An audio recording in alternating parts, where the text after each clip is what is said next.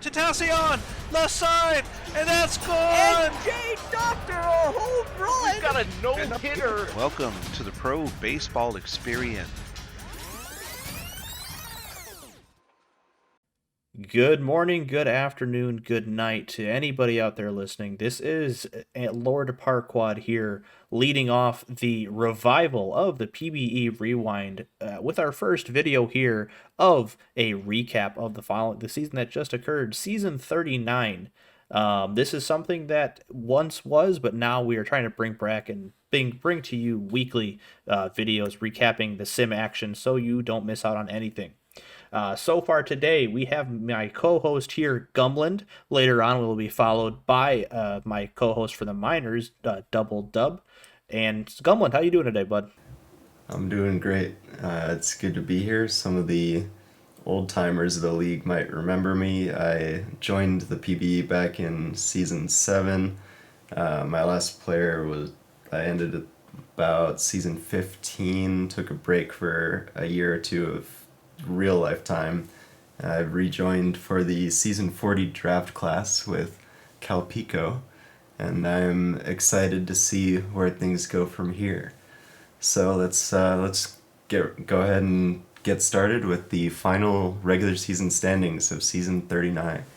Yeah, say thanks. Great to have you a part of this team. And yeah, speaking of those standings, it's been a fantastic year here. As starting off with the championship, we have the West here, led by DVS there, and kind of almost a one-sided affair on that side. As you look at it here, the East did have more of a TPE advantage, but really all the folks that were kind of there for the TPE battle all pretty much finished where you expected. Really the only outlier here is Detroit making the playoffs over New Orleans, even with New Orleans' hot start. But what about the Legends Conference over there? How did their season play out? Over in the Legends Conference, we did have a big outlier in TPE in Outer Banks by about 3,000 or 4,000 between first and second there. Besides that, though, the spread was pretty close if you look at between second and fifth on Legend side versus, first to fifth on the champion side. Not really anything too surprising here besides Vancouver taking first, although they weren't that far behind in TP from second place, only 1,000 difference, which really comes down to, build differences and people having good or bad seasons and stuff like that. Yeah, say that is the season definitely played out, I would say, for the most part what folks were expecting, but like you said, there's those few differences that people were very excited for and see that there was a little change up. But now going on from our champions and legends standings here, we're going to go to our legends and champions pitchers of the month for the season. And here on the champion side, we have May with Juan Rodriguez, June with Cooper S. Town, July will have Allegra Macarena, and August having Johnny Tsunami II. Unlike on your side of the field there in the Legends, all unique teams, not teams leading, getting more than one pitcher of the month, but your Legends side, why don't you go ahead and go over that with us? Over here on the Legends side, in May we had Anthony Parco of the Voyagers. June we had Deli DeIndex of the Surge. July we had PM Scram also of the Surge. And in August we had Caesar Azuaje of the Outer Banks Aviators. And now moving on to the batters of the month, on the champion side, for May we had Larry B. Burnside of the Demons. June we had Max Power of the Scorpions. July we had Hagen Dazs, also of the Scorpions. And in August we had Travis Granholm of the Demons. Yeah, and then over here on the Legends side, May is led off here by TGP of the Voyagers, Marcus Emerson of the OBX Aviators, Bob Babbitt person as well, another OBX Aviator, and then finally Jeff Newman there in August. And I mean, just taking a quick look at it here, there's four months of awards, so 8 awards here, and 6 of them were split amongst 3 teams. So that's pretty crazy right there. But now coming down from these, monthly awards, let's just get right into it and go into the team breakdowns of the season here. Starting off, Gumland, who are you going to be breaking down first for us? So we're going to be covering the team-by-team breakdowns in order from most wins to least, which means we're going to be starting with the Outer Banks Aviators, who went 70-38 this year. They were quite dominant this year as compared to last year. Last year's number one seed in the Legends Conference had 64 wins, 44 losses, which was the Vandals. This year, of course, the Aviators are your first seed, and you can see they led the Legends Conference in batting average, OPS, and bullpen ERA. So quite the dominant season on batting and pitching. All right, yeah, and the next team we're going to be talking about here with a 66-42 record this season and first in the Champions East is the LUNAR base Space Rangers. As you can see here, they led the conference in both batting average and starter ERA. There are two players that we like to point out here are Matt Dobson, who had a fantastic season here, looking at those numbers, and excluding Manor Wright as their absolute dominant bullpen arm there, as this is another thing that they have been doing where with their kind of woes of recently, they have very quickly did, no pun intended, rocketed up the lineup here into this now seemingly perennial playoff team. Next up, over on the Champions West side of things, the first place in that division was the Death Valley Scorpions, going 66-42. They actually led the conference in home runs and bullpen ERA. Our standout players here, Max Power, led the conference in intentional walks and finished second in OPS and third in home runs, while Giuseppe Jones pitched more innings than anyone else in the entire Champions Conference and finished second in strikeouts. And moving on to our next team here is the second place finishers in the Champions East. That is the Detroit Demons going 64-44. And really kind of a team that has been carried by their offense pretty much the entire way, as they had, as you can see here, they had a little bit of high both ERA for their starters and bullpens. They did finish second in the conference in most offensive categories, including OPS, hits, and home runs. James Lutz has been the powerhouse of this offense, with the second best on base percentage, as well as finishing third in runs scored. And Quentin O'Quarters led them on the pitching side with 14 wins, which is second best for the conference, and having the third best strikeout to walk ratio, which is over a 4.0. Going from one great offensive team to another here, over in the Legends East, we had the New York Voyagers finishing second in the division with a record of 62-46. They also were first in the wild card race. They were first in runs scored and stolen bases in the Legends Conference, as well as second in home runs. For standout performances, we had Frankenstero, who's extremely well-rounded, finished top 5 in hits, runs scored, stolen bases, home runs, and on-base percentage, which adds up to the third highest WAR in the conference. And for pitchers, Anthony Parco led all of the PBE in saves with 20 and finished top 10 in the conference in holds as well, while throwing an impressive 96 2/3 innings out of the pen. Yeah, here and following up after two pretty good offensive teams, coming down to Nashville here with finishing 62-46 with a very well-rounded team that we've come across. Also getting, like I said, those 62 wins and getting the final wild card spot. They led the Champions Conference in OPS and runs scored. Billy Nelson was 7th in total bases and 2nd in both runs scored and WAR among Champions Conference position players. Parker Parton, on the other hand, for pitching, finished 2nd in hits per 9, home runs per 9, and most importantly, ERA. So a great year on the hill for Parton there. It should be exciting to see how he does next season as well. Moving on to the New Orleans ROUGAROUS, they finished 2nd in the Champions West with a record of 60-48. They unfortunately did not make the playoffs this year. They were another well-balanced team, though. They're 4th in ERA and 5th in runs scored among the Champions Conference teams. We had Park Factors, first place in runs created. He also swung for an OPS of 1.039 in 55 high leverage at-bats this season. Talk about a clutch player. We also, on the mound, had Pax Torrent, the most effective qualified pitcher at preventing base runners, with a conference-leading whip of 1.1.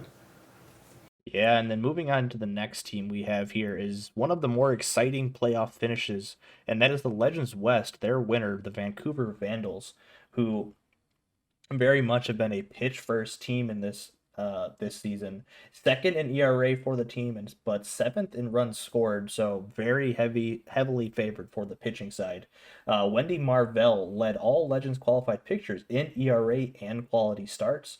Their one of their bigger offensive standouts is Elwood Hayes, who was top 10 in total bases and run created per 27 outs. But most impressively, when it mattered most, he escalated his season on his on-base percentage all the way up from a 349 to ending it with a 427. That is a 81 in his 81 high leverage at bats this year. And speaking of exciting pitching teams, over in the Legends West, we had the San Antonio SLOTHS, who went 56 and 52 for second place in the Legends West. They took the final wildcard slot on the Legends side. By most metrics, you could consider them average to above average, but C's get degrees. On the offensive side of things, we had Big Vito finished third in extra base hits and eighth in the conference in slugging percentage. And how I was saying they're exciting team pitching wise, we have Sam Antonio, who bounced back from last season to throw the most innings in the conference, strike out the second most batters, and post the third lowest ERA among qualified hitters. He also threw a no-hitter, which we'll talk about a little bit more later in the video. And following up San Antonio, we have Buffalo here with 55 wins and unfortunately just missing out on the playoffs this season. However, this is another one of those teams that had a few top-heavy pitching outings here, but some of their offense lagged behind. Their pitching was significantly better as their overall staff had the most strikeouts in the conference. However, their one big offensive player was Big Iz himself with second most home runs and fourth in total bases this season. DoubleDub faced the second most batters of any pitcher in the conference this season and converted those opportunities into the fourth most strikeouts amongst pitchers. And over on the Legends West side, we had the Maui Makos, who also missed the playoffs by one game. However, they did lead the conference in home runs. And on the defensive side, their ace, Starscream, prevented home runs more effectively than any other pitcher in the Legends Conference, only giving up 10 home runs. His teammate, Jeff Newman, led the conference in hits and collected the second most total bases. He also elevated his season OPS of 880, which was already top 5 in the conference, to an absurd 976 with the runners in scoring position. And that was over 97 at-bats. Yeah, and here we go to now the first team so far under 500, and that is the Providence Crabs, who finished fourth in the Legends East. And if I were to say so myself, probably the best division in all of the PBE. But this team, unfortunately, was let down by their pitching as they were a very offensive-heavy first team with third in runs scored, but then seventh in ERAs. Now, JQ fell one RBI short of a conference triple crown, although he wouldn't have led in any of those three categories if he was in the Champions Conference instead. He did earn a sabermetric triple crown for his conference, as he led all Legends players in average, on-base percentage, and slugging. Now onto the pitching side, SportsBoy57 had the second lowest whip of any Legends qualified pitcher, and also managed to force the worst opponent batting average on balls in play. Next up, we have another team that did not do so well on the pitching side of things, and also somewhat subpar on the batting side. We have the Indianapolis Apex, who finished a distant fourth in the Champions East, and the only team in the division to not make the playoffs, unfortunately. We did, however, have Max Benningsen finishing 10th in the conference in home runs. And fun fact for everyone but Max, Max Benningsen managed to put the ball in play with the bases loaded on 6 different occasions last season. That resulted in 0 hits, unfortunately. Talk about BABIP hell. He did end the season in the top 10 for sacrifice flies, though, so there is a bit of a consolation prize there. On the pitching side, Teranga Lila suppressed home runs better than any qualified pitcher in all of the PBE last season, allowing just .55 home runs per 9 innings. Also, right-handed batters slashed a measly 229 average, 289 on-base percentage, and 351 slugging against Lila. Yeah, and then now going to another team that had a bit of an upsetting season here is the CANCUN Toros, as they didn't have much, sadly, to go off of. However, Tony Sims, as their top batter, was both top 10 in batting average and doubles. Sims won Player of the Week award and had an OPS of 1.011 in May. And Johnny Quest, who was the lone bright spot of the pitching staff, finishing 4th in ERA, 5th in strikeouts, while also throwing 2 complete games. The mood is really declining fast here, unfortunately. These teams, I think, are going to be hopefully looking to bounce back in the next season or two. Our next team, the Boise Raptors, finished with 34 wins, last in the Legends West. They were unfortunately last in most defensive and pitching categories as a team, but Jordan Beauchamp Reyes, however, finished 3rd in home runs, 2nd in slugging, and 2nd in OPS in the conference. So we could see a bright future ahead for the Raptors here. We also had Kit Ketcher, who was 4th in strikeouts on the back of the highest strikeout rate of any qualified pitcher in the Legends Conference. Ketcher also had the most pitching WAR in the conference. So we do have some positives to take away from these lower ranking teams. Speaking of positives, Seattle Sea Serpents, I guess the only positive here is that, guess what? You got the first overall pick in the upcoming draft, as they are in the deepest of deep for rebuilds here after going 28-80 this season. Not having too much to go on, unfortunately, if they ranked dead last in almost every single batting and pitching category. However, that being said, they are led by their ace, Billy Hargrove, who's one of the better pitchers in all of the PBE, who accumulated the most pitching WAR in the league, as well as leading both the league in strikeouts and strikeouts per 9 innings.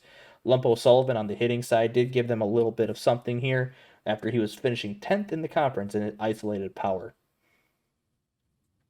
And going on from that, we are going to go now from these team standpoints to some kind of individual performances that have been very outstanding in this season and this league so far.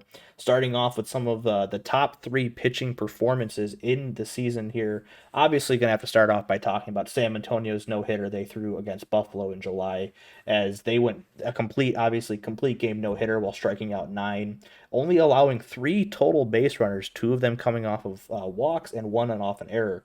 And they started off hot from the get-go, striking out 5 of the first batters and facing the minimum through 6 1/3. As they did allow a base runner, however, it came through a double play, so it was erased. Only 6 people hit balls at all that entire game. So, I mean, a no-hitter really is going to be that pinnacle of the season, no matter who or what that player is and what they play for. Another one we would love to talk about here is Hugh Mann, who threw a 1-hitter against Detroit in the 2nd game of the season. So starting the season basically as hot as they could get. Going that 9 innings, not allowing a run, only the 1 hit, and also not allowing a single walk and striking out 8, as they had a perfect game through 6 innings. And that 1 hit was the only base runner that they had. They also did manage to face the minimum 27 batters, as the only base runner was then was picked off almost immediately, which is also very impressive to do. And then finally, our third game that we want to talk about here is Post Scott, 12 strikeout, 3-hit game here against Indianapolis in late August, as he went the complete game, only giving up 4 base runners while striking out those 12. Quick fact we actually want to mention here is both of those last things, both Hugh Mann's game and Post Scott game, both came as he was facing Ohei Shotani on the mound for the Apex, which is pretty fantastic. And now for our 3 single-season batting performances. Gumland, I'm going to hand that over to you. Why don't you tell us how those went about? those were some great pitching performances, I will say. I will note the San Antonio no-hitter, I believe, was week 3, day 1. I think it was the first streamed game of that stream, so quite an exciting way to start the stream. I guess it only goes downhill from there. But moving on to the top 3 batting performances. First, we had Travis Granholm, August 19th against San Antonio. He went 5 for 7 with 7 RBI, 3 runs, and 3 home runs. That performance included a 2-run homer in the top of the 12th, which ended up being just enough to win the game 15-14 in extras. Exciting game overall there. Our second top performance was OTP Wizard on September 5th against Boise. He went 3 for 4 with 3 home runs, 6 RBI, 4 runs scored, and 1 walk. With Buffalo leading 2-1 in the bottom of the third, Wizard hit a sinker from Cameron Grimes for a 2-run home run. It was his 17th home run of the season and put the Surge ahead 4-1. 3 home run game, always exciting, always gets the crowd fired up. And it was one of only 4 games this season where a batter hit 3 home runs. Our third top performance was also from Travis Granholm. It was August 10th against CANCUN. He went 5 for 5 with 1 home run, 4 runs batted in, and 4 runs scored himself. Of note, in the first inning, Travis hit a 2-run singled in the third, doubled in the fifth, singled in the seventh, and hit a 2-run homer off of TJ Hadlock in the 8th. Travis Granholm actually posted 3 of the top 4 batting performances by game score this season. And yeah, with those performances leading off, and these kind of show everything that the league is about, and the fact that a lot of these games happen on stream is always a great thing to watch and a great thing to be a part of, and not only just reading the box score, but seeing it happen live on stream is fantastic. Now, moving on before we go next here to the minor league recap with myself and DoubleDub, we're going to head over to a little quick commercial break here, but as soon as that is done, we will come back to you with the season recap for the minor leagues. Do you want someone you can trust? Do you want someone who you can believe in? This election, vote Enoch for president of the PBE. He won't make any promises, as promises are only made to be broken. So this November, vote Enoch, because somehow he will always take care of everything.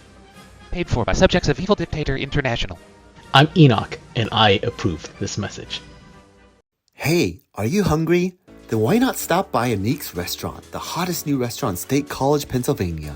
We got American classics. Hot dogs, come get your hot dogs here. Desserts. Snow cones, come get your snow cones. And refreshing drinks. Get your lemonade here. Get your fill at Neek's restaurant today.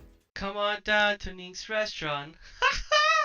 Located at the intersection at Water Road and Highway 99.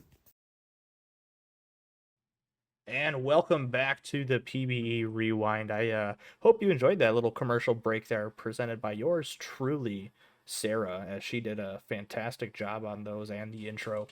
But here we are now going into the minors, and of course, as I mentioned at the top of the show, my co-host, the esteemed DoubleDub. How you doing today, bud? What's going on? Yeah, doing pretty good. Not much. Just ready to break it. Just jump into these minor league standings. Have a look at who really stood out this season. Yeah, definitely. We'll start with here the West Side, which the West Side of the minors is always interesting because it seems like season in, season out, Kansas City's always on top. However, outside of Kansas City, the remaining 4 teams are all within 4 games. So going up to that final, the final playoff push, all of those teams have really had a very good, shot at the playoffs there. How did the East look this season, Dub? Yeah, pretty similar. We had State College coming off that championship in season 38. They kept leading the way there. Kingpin started out strong. They fell away a little bit towards the second half of the season, but I mean, other than that, State College came through on top, and then obviously we can see Chicago took that second spot, and then Louisville made a bit of a move at the trade deadline, and they was able to wrap up that last playoff spot.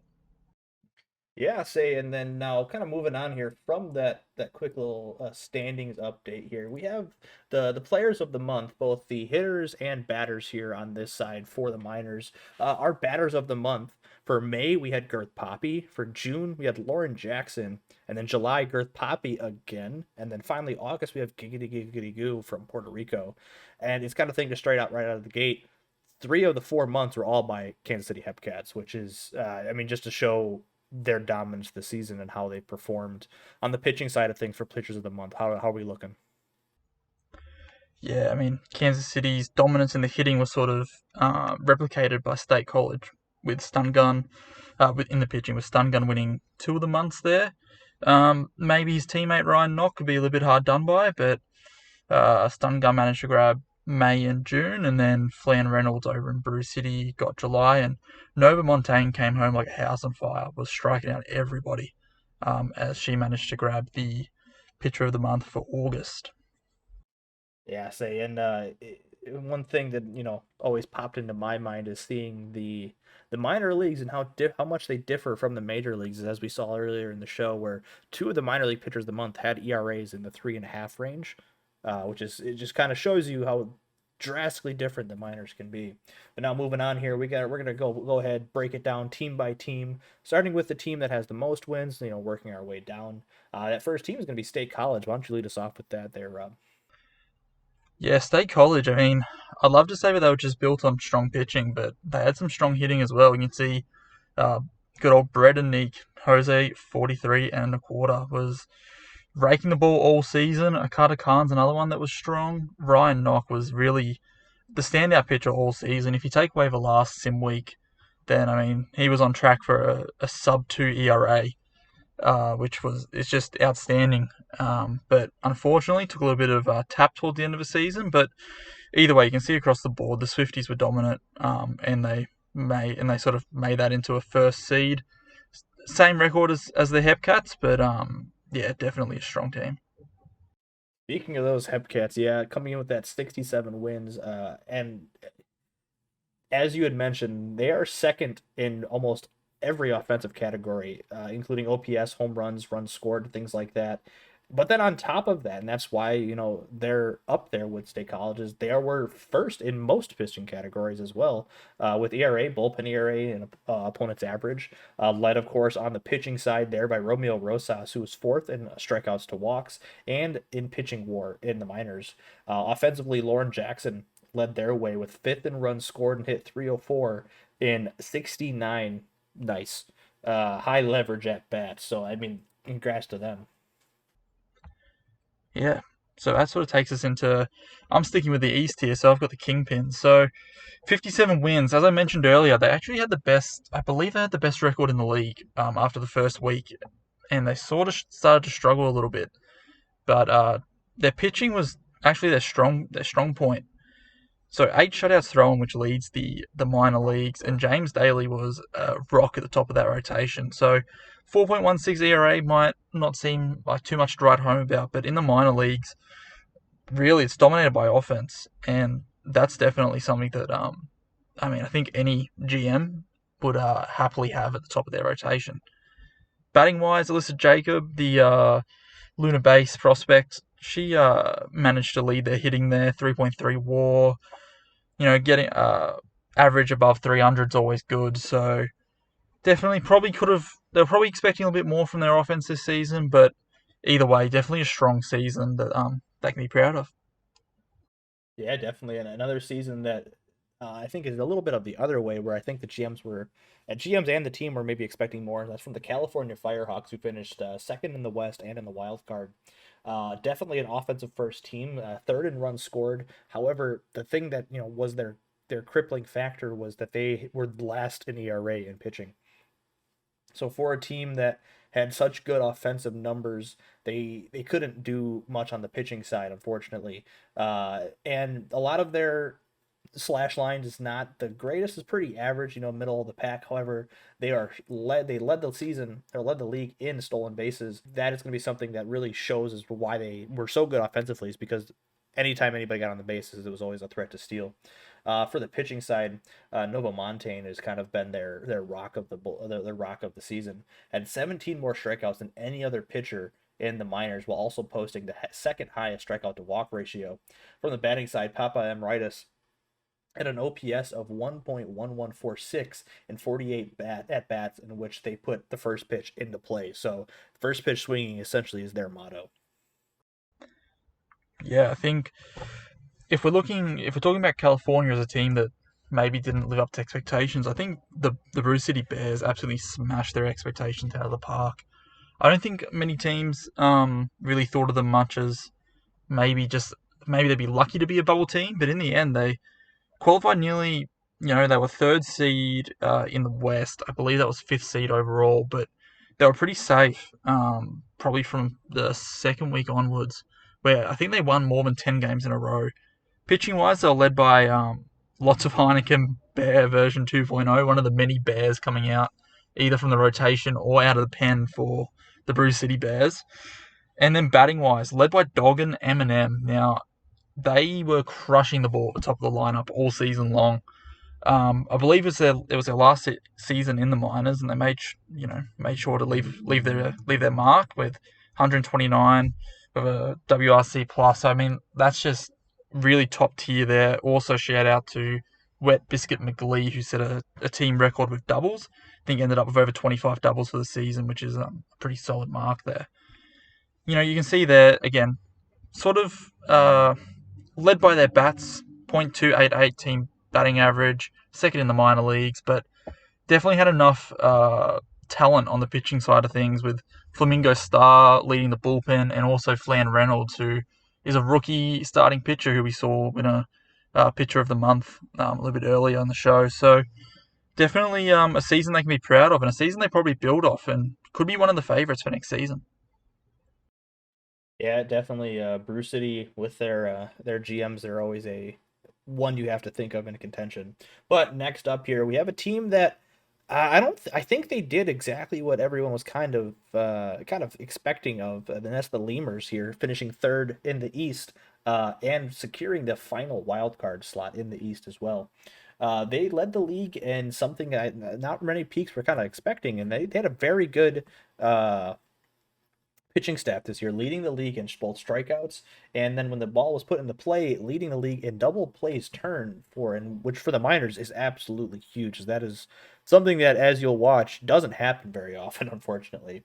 But from the pitching standpoint, Drew McIntyre was their ace, their guy that they could count on with that 2.4 WAR and just over 100 strikeouts this season, leading the league in Ks per 9 and finishing fifth in total strikeouts for the league.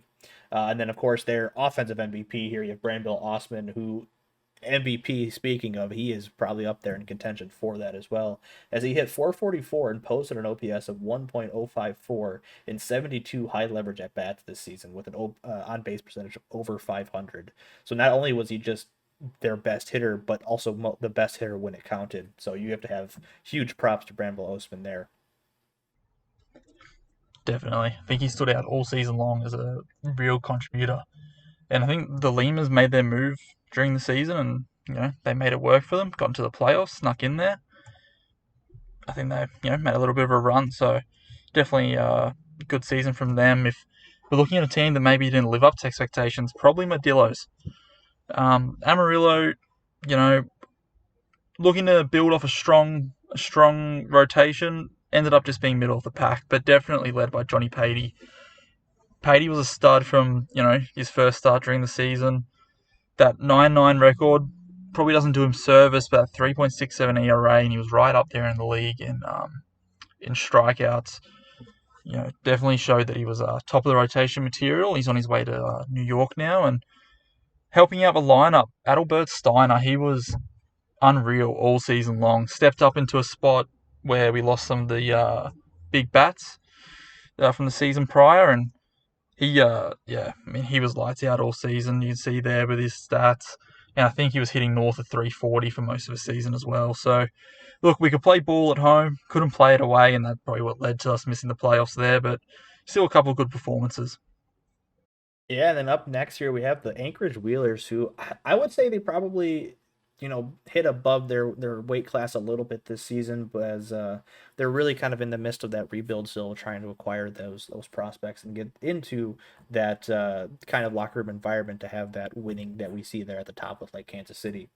However, though, they had some very interesting, splits here as they were second in the league in hits.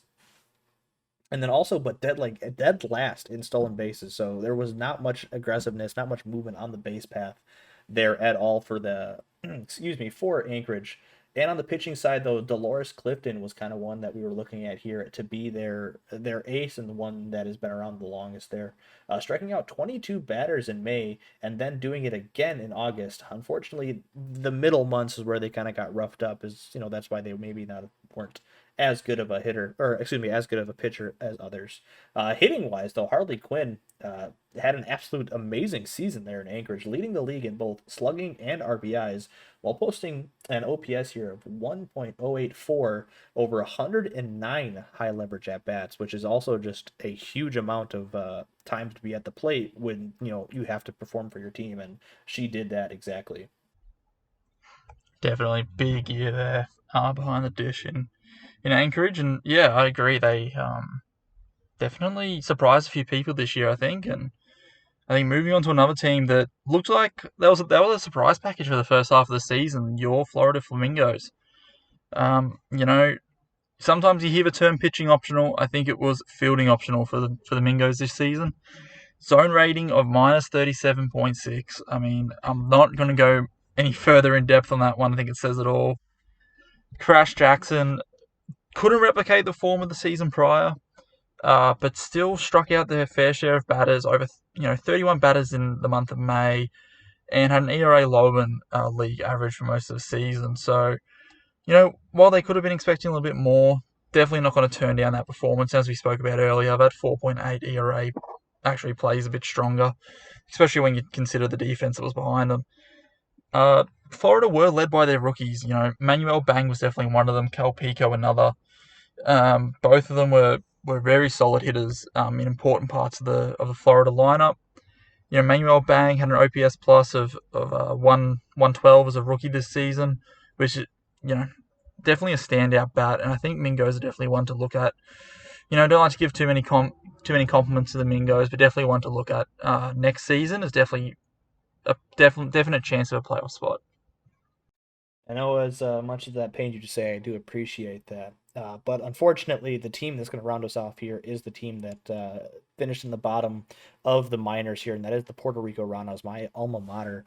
As offensively, they really didn't have much going on at all, and it's kind of insane. Their differences is they had one of the worst ERAs for their starters, but then one of the better ones, as you can see, they're second in bullpen ERA, especially led by Gustavo Fring there, who had 15 saves with a 1.74 ERA and a 2.59 ERA plus.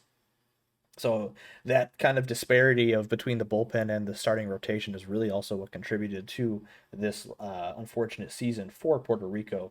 But they did have one huge bright spot in Why Not Cove, who had a 4.2 WAR, 36 stolen bases, and a 147 WRC plus, and led the league in batting average and on base percentage, and posted an OPS over 1,000 in both the months of May and July. And this is going to be one of those teams that they really got to hope. They've had a lot of changeover in the front office, so they got to hope that these upcoming drafts they can hit those picks and get out of the basement again. Now, going on here from these team recaps, we're going to go over the 3 best pitching performances and best batting performances of the season here in the minors. And starting off here is Nova Montaigne through an 8 inning and 1 out game, only giving up 1 run, 3 hits, and a walk against Puerto Rico on August 11th while striking out 6. Unfortunately, they were pulled after 99 pitches there in the 9th, unable to complete the game. But at the same time, there was not a single complete game in the minors this season, so this is probably the closest that you're going to get. The second game we're looking at here is Johnny Patey V2. Your Amarillo Dillo over there had an amazing start here on July 26th against State College, in which he had a slash line of 6 1/3 innings pitched, no runs, only 2 hits, no walks, and striking out 9. And he, at that point, against State College, who at that point of the season was almost first in every offensive category, and to come out and only allow 2 base runners while striking out 9 is a pretty fantastic start. And then finally, the last game we're going to talk about here is another game that almost went to completion. And that is Raw August pitching against Chicago on May 10th. So they went 8 1/3 innings, gave up 2 runs, but only 1 earned off of 2 hits and striking out 5. And unfortunately, they will take the loss in that game, losing 2-1, which is very unfortunate. But the 2 base runners that were allowed on did come off of errors. So unfortunately, Raw August having a fantastic outing, but not getting much from both their offense and from their defense. So that was a rough go of it. But now for the top 3 batting performances, DoubleDub, what do you got for us over there? So the first one came in an absolute barn burner in the month of May when Jose 43 1/4 and his Swifties, they took on Florida and they posted 25 runs. They won 25-12, and Jose 43 1/4 was a big part of it. Went 5 for 5, 4 runs, 4 RBIs, and even got a walk. So, reached base 6 times. Single in the first, 2-run single in the second, then the walk in the third, single in the fifth, single in the sixth, single in the seventh, just like Taylor Swift, dropping all these singles. And then sack fly in the 7th as well, just to rub a little bit of salt in those Mingo wounds. And then second up, we had Winston Harrison. He had a strong season. I think he actually garnered an All-Star selection. And against California, he came up and went 4 for 5, 2 home runs, 6 RBIs, 2 runs scored, 10 total bases. But his team went down. They lost 9 runs to 10. That California offense clicked that game. It was tied for the most home runs in a game this season. So a fair few players ended up hitting 2 in a game, but no player went 3. And one of those players was De'Aaron Taylor. So again, this time I actually came up against State College, and he went 3 for 5, 2 home runs, 5 RBIs, 4 runs, also reached base on a walk. So you got 9 total bases there, plus the walk. So by game score, so they had both the 3rd and the 4th best single game batting performance this season. So if we went one further, we'd be talking about Pluto and De'Aaron Taylor again. So, a couple of definite strong hitting performances there. By guys that are, maybe we weren't expecting it out of Winston Harrison, but the other 2 are definite renowned big bombers who don't mind, reaching base and putting the ball over the fence. So from there, I'm just going to take you quickly into a little casino wrap-up. So if we just look at some total wins from last season. So if we're looking at the majors to start with, so the most popular one that people bet on was actually the CANCUN line, which was 29.5 total wins. 19 people bet the over. And luckily for them, CANCUN managed to pull themselves up off the bottom of the standings, which they had been for the last couple of seasons. They managed to win 37 games all up, so that's 19 people going home happy, and I know I was definitely one of them. On the other side, though, you had 13 people who took the over on New Orleans, and their total wins was 60.5, and they fell agonizingly short. They finished with 60 wins on the dot, so one more win they would have gotten the over there. Made some people some money, but unfortunately they fell short. And then if we sort of look over towards the minor league side of things, one that people were quick to jump on, I guess the whole league saw it coming, was the State College Swifties. They actually finished 10 wins over their mark of 57.5, and we had 9 people betting the over there, so that was good for those 9 that got on board on the ground level, and a team that ended up playing off for the World Series but fell a little bit short. And then if we take sort of a more negative view of things, we had Louisville, so their total wins was 57.5. We had 4 people going the under, and they came in at 52. So while they managed to make the playoffs, maybe didn't meet the expectations that some had set on them around the league. And the one that split opinions was actually your Florida Flamingo. So not many people expected much. The total wins was set at 41.5. We had people going the over, we had people going the under, and that strong first half of the season ended up, with the team posting 47 wins. So I was one of the ones that believed, Parkwood. I believed in your Mingos, and, I'll take home a little bit of money for that. So Other than that, keep your eye out towards the casino. We'll get some season total wins, losses coming up for season 40, as well as bringing back some player props as well, so that we can bet on, who's going to hit the most home runs for the season, who's going to strike out the most hitters, all the good stuff there. So I think that pretty much wraps it up. Parkwood, anything from yourself? Yeah, I mean, the casino is definitely always one of those things, especially for, you new users out there. It's always something really that'll get you not only invested and earn you some money, but also you can kind of, learn the league through that as, seeing these over-unders for teams, you can kind of understand where the standings are going to shake out about, or even like players and who's hot, who's not kind of thing. But outside of that, all I'm going to say is here, this is the first episode, hopefully, of many and hopefully of weekly episodes, not only of this show, but also weekly episodes of a show that DoubleDub himself is going to be manning, and that is the Max Earners featuring M&T, and M&T might rotate out just in case anybody can't make it, especially as episode 1, as you guys will soon to find out. But that is essentially going to be a conversational, long-form topic show where you kind of think of an ESPN type, broadcast, like a Pardon the Interruption, or like a, Shannon Sharp and Skip Bayless kind of show, between two anchors and discussing topics more in depth rather than what they would on this recap video here. And that our first episode for that will be coming out on May 11th. That is the morning of the draft. So keep your eyes out for that. But outside of that, that is everything, and I hope you all enjoyed this, and hope you all stick around for us and enjoy the revival of the PBE Rewind. As always, I am Lord Parkwad, and I will thank everybody that has been a part of this, as you'll see here in the outro. But we've had a huge team, and I'm glad everyone's been working, and I'm excited to see where this goes forward. Thank you all, and have a good night.